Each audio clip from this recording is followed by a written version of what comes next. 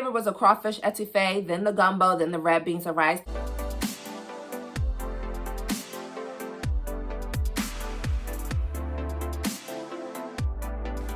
Girl, what are you waiting on? Follow me on Instagram, like, comment, subscribe, and click that bell notification. Hey, welcome back. So as promised, I am going to do a New Orleans recap video with you. So these are going to be some of my tips as far as if you are interested in going to New Orleans, and also what we did throughout our stay. So first of all, because I live in the DMV area, Bay and I flew out of Reagan, which is DCA. It's a Southwest hub, so it's super easy. Now let me tell you something about me, baby. I always pack a little meal when I'm about to go through the TSA, okay? TSA checks for liquids. They don't care about food, okay? I will take a meal because I'm not about to be hungry in that airport or on the plane. So I packed us a nice little brioche bagel with some vegan cream cheese and some smoked salmon, okay? So we ate that while we were waiting for our plane. So then by the time we landed in New Orleans, as soon as you got off the plane, I lie to you not, you could smell fried food. You can smell fried food as soon as you got off the plane. I say, you know what? This right here is what I have been waiting for, because I don't fry food. It's too much work, too messy. It stick up your whole house. Like, when I want fried food, I'm going to buy it. And I wanted it from New Orleans because I had been to New Orleans before, but Bay hadn't. So it was our first time together. So here's the rundown. We took an Uber from the airport to the hotel. We stayed at the Eliza Jane Hotel. It's a newer Hyatt property. Apparently it's like 3 years or so old. I mean, it gives boutique vibes. It's styled just like I would style a home. Like, it's similar to our living room pre it being destroyed right now. It's just a beautiful, like, immaculately designed hotel. If you want a boutique feel, that's the hotel to go. Now, what I will say is that the king bedroom is a New York sized hotel room. Like, that hotel room is not good for 2 people. If you want a room and it's just for you, then you could get you, that 1 bed place. But otherwise, you're going to need a suite. So we upgraded our room. We got a suite. We had the bedroom, the bathroom, the sofa, and then come to find out our sofa pulls out into a bed as well. The hotel, chef's kiss. Now, the question that I have is New Orleans a food desert? I need to look that up to see if New Orleans is a food desert, because everywhere we went, we saw way more liquor than fresh produce. Like, most places had all you can drink liquor like all day. There was always a happy hour. Even Fogo de Chao had an all day happy hour. And that's a bougie Brazilian steakhouse. So I was kind of surprised by that. But like, there's liquor everywhere. So what I will say is that if you are abstinent or attempting to remain sober from all mood-altering substances, then New Orleans might not be the city for you. Not just because liquor is in abundance and everywhere, but it's also a culture of liquor. There are plenty of homeless people. You'll see them taking the bottle to the head. Maybe because they have mental health issues, maybe because they have substance abuse issues, or because it was cold while we were there. And when you're homeless, alcohol helps warm your body up. Homeless people are everywhere. So if you are scared of being in environments like that, then New Orleans is not for you. There will be people peeing. You will see homeless people standing facing a corner and peeing. You will see them parked in front of their little corners. Like, they're abundant, especially in the French Quarter, because I'm talking about the French Quarter of New Orleans. So day 1, we were looking for a grocery store, kind of got frustrated looking online. So I was like, F this, like, I'm not here to run errands anyway. We'll figure this out later. So our first meal of day 1 was Willie's Chicken Shack. I told my husband, I said, listen, Willie's is the best fried chicken ever. Second, number 2 best fried chicken that we've had was in Toronto. That chicken was amazing. And then third was this like Jewish restaurant in New York that I had. But baby, Willie's fried chicken ain't nothing to play with. They season the heck out of that chicken. You bite into it and you can hear the crunch. Like, it's as crunchy and as crispy as Korean fried chicken. And Koreans know how to fry their chicken. But Willie's don't even have like any sauce battered in it. They do have like special sauces that they have, but you're going to have to ask for that because pre-pandemic, the sauces used to be on the table. But get you some Willie's Chicken Shack. You're not going to miss it. They're literally everywhere. And they have like those tall like daiquiris. I've never had those daiquiris before because I'm more of a cocktail girl and not a drink girl. If you know, you know. We'll talk about cocktails later on. But I don't do drinks. I do cocktails. So I didn't have those. But apparently they're very similar to the drinks that you will find in Miami. Never been to Miami. I know. But they're very similar to those and like those long, tall drinks that you would get in Miami from Willie's. Next up, after we did chicken at Willie's, we went to the hotel bar and we legit sat at the bar. I think that was the day. Yeah, we sat at the bar for like 3 hours. We weren't drinking the whole time. We were like babysitting our drinks, having a good time, talking with the bartender, talking with other people at the bar. That's what it was. It was a couple who had come in from Jersey, and it was like their second to last night or last night. So we were chopping it up with them for a while. Like it was a really good time. Our bartender was amazing. It was this black guy. He was testing certain drinks. He let us sample the drinks. It was just a vibe. And plus, like, hotel bars are kind of like the classy bars. You know what I mean? Like, you're not going to the hotel bar to get drunk, or at least you shouldn't. Like, the hotel bar is when you want your cocktail. So here's the difference between a drink and a cocktail. A drink is like, I got this pre-mixer here, some sugar here, some simple syrup there, and I just dump the liquor in. Like, there's no finesse. Like, cocktails are served in like nice glasses. The bartenders are mixologists. Like, they know how to pair the different liquors with the different liqueurs and the flavors and the elements like that. And our bartender, he said that he had been bartending since 1999. Like, that man knew his stuff. He knew how to make a good cocktail. So we sat there and I balled out buying us all the drinks, child. Like, every time we went to the bar, I was just buying the drinks for me and Beck, because I was like, listen, like, this is the time for us to be rich. You know, this is the time for us to act like we sell drugs, okay? So I bought us all of the drinks or whatever.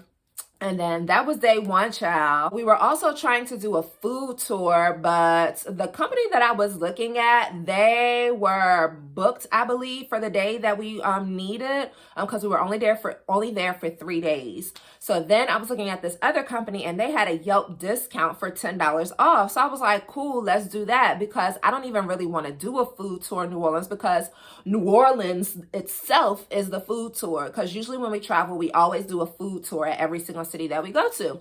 I emailed the people. I was like, hey, like, y'all got a $10 off Yelp check-in, but like, it's not gonna work, because the way check-in offers work, like if I go to a restaurant, let's say I'm at Willie's has a Yelp check-in offer. I check in, they say, okay, you get a free 2-piece, right? I show the waiter the 2-piece offer, and then they give me the 2-piece, and I mark that I use it. How am I supposed to do that with the food tour? Like, you got to book in advance. I was like, hey, what's up with this? They was doing too much. They had to call the main office, the corporate office. I said, you know what? By the time they got back to me, I said, I'm no longer interested, okay? We're going to make our own food tour. But that was on day 3 when we made our own food tour. Now, on day 2, we had a voodoo tour, okay? So I have been interested in voodoo. Y'all probably like, oh my God, voodoo. Listen, I am interested in basically all religions. So what I mean by interested in voodoo, I was primarily interested in voodoo because I wanted to know or examine, investigate the intersection of voodoo and Christianity, because I grew up in a pretty strict Christian household, and I'm like the exact opposite of a strict Christian now. So when I see some things that look similar in religions, I go, okay, Black Christians really be tripping, acting like all this other stuff is evil and blah, blah, blah, blah, blah, but really it's the same. So we did a voodoo tour, and it started in the Voodoo Museum. And then it ends with you like walking out into the French Quarter, and you go to visit where the mother of voodoo's house stood, and then you do some other French Quarter stuff. Very, very interesting. So we had a guide. So we did the official guided tour. So we had a guide, and then she like gave the history of voodoo and all this other stuff, and then you could watch and look around the museum and stuff like that. Very cool. But prior to us doing the voodoo tour, we walked to the meeting spot. So that's the thing about the hotel. Like, I highly recommend getting a hotel that is within close proximity to the French Quarter, but not necessarily in the French Quarter, because I like to sleep. When it's time for me to go to sleep, I want to sleep. I don't want to hear no noise, and I want it to be jet black, okay? But if you stay like at a hotel right smack in the French Quarter, there's probably going to be noise like all day, all night, especially depending on what season you go. So we stayed about a half mile outside like the central area. So everywhere we went, we had to walk, which was fine because I wanted to be away from it. And it's nice to kind of walk some of that heavy food off. Because, you know, I mean, it's New Orleans. All they got is fried food, cream stuff, blah, blah, breads and stuff like that. So then after the voodoo tour, we took a taxi and then we went to Whole Foods, and it was so nice to see all the colorful foods because we had really been missing our fresh fruit and vegetables, y'all. Like, we eat a salad like Monday through Thursday through Friday for dinner. Like, we always eat vegetables. We're always eating a lot of raw foods. So our gut was like, we're really craving that. Like, it was like, I am unbalanced right now. So then after that, I think later on that night, we had more drinks at the hotel bar, balled out again because why not? And then we just chilled. Day 2 was very relaxing. Now, one thing to say is that it was cold 2 out of the 3 days that we were there. And then it was like in the 80s, like the day that we left and on. Like, New Orleans really did us dirty. Another thing is that we wanted to go visit the Whitney plantation, particularly because the Whitney plantation focuses on the lives of the enslaved people. So apparently you have to always do a tour. You can't even do an Uber out there. So you book a tour, you go visit the Whitney plantation, you download the app, and then they do the guided tour through that. If you watch Queen Sugar, that's the plantation that Nola went to go visit.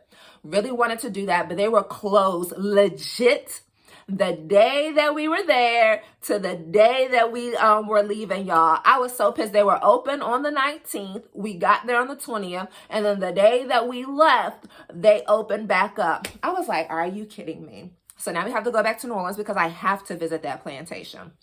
So for dinner on day 2, we went to Mambo's, and that food was so good. So we started out with the duck wontons. I got the blackened gator po' boy, and then my husband got the taste of New Orleans. So the taste of New Orleans was 3 dishes. It came with gumbo, red beans and rice, and crawfish etouffee. My favorite was a crawfish etouffee, then the gumbo, then the red beans and rice. The red beans and rice, to me, had a little bit too much liquid smoke in it, but my husband liked that the most. But my blackened po' boy, baby, that thing was good. Then after Mambo's, we went back to the hotel, and that's when we had our drinks.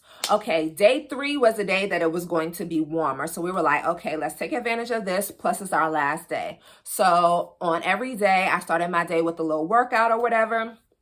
And then I came back and I took me an immunity shot that we got from Whole Foods the day before. And then I took a shower and I lay back down, girl, because I was sleepy. Like, I was sleepy.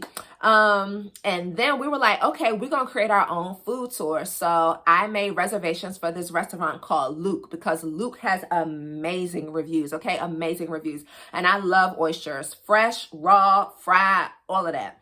And Luke is known for their oysters. So they have an oyster happy hour from 3 to 5 p.m. every single day, I believe.